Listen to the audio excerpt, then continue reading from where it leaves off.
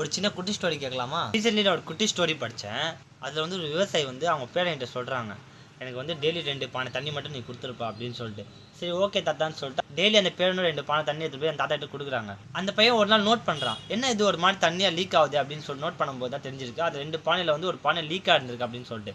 ஐயோ நம்ம என்னடா இது ஆயிடுச்சு, நம்ம போய் தாத்தாட்ட சொல்லலாம்னு சொல்லி பையன் போய் சாரி கேட்குறான். தாத்தா எனக்கு தெரியல, நான் அது கவனிக்கல அப்படின்னு சொல்லிட்டு. இந்த விவசாயி தாத்தா சிரிச்சுட்டு சொல்கிறாரு, சரி விடுப்பா நீ ஃபீல் பண்ணாத, உன் பின்னாடி திரும்பி பாடு அப்படின்னு சொல்லிட்டு பார்க்கும்போது அந்த சைடு வந்து நிறைய பூக்கள் செடிகள்லாம் இருக்குது. என்னடா இது நம்ம ஃபஸ்ட் இல்லையே இப்போ மட்டும் எப்படி இருக்குன்னு சொல்லிட்டு அந்த பேரன் கேட்குறான். அது தாத்தா சொல்கிறாரு, நான் தான் அங்கே நிறைய விதைகள் போட்டு வச்சேன், டெய்லி வந்து நீ தண்ணி லீக் ஆக நான் நோட் பண்ணேன், பூக்காக இந்த தண்ணி போட்டுன்னு சொல்லிட்டு நான் தான் விதை வச்சேன், இப்போ பாரு எவ்வளோ பேர் செடி முளைச்சிருக்கு அப்படின்னு சொல்லிட்டு அவர் சொல்கிறாரு. இந்த ஸ்டோரியிலேருந்து நான் தெரிஞ்சிட்ட விஷயம் என்ன தெரியுமா, நம்ம செய்கிற வேலையில் சின்ன சின்ன குறை இருக்கலாம், பட் அதை பற்றிலாம் யோசிக்காமல் நம்ம வேலையை நம்ம கரெக்டாக பண்ணிட்டு போகணுன்னு வைங்களேன், வாழ்க்கையில் முன்னேறலாம்.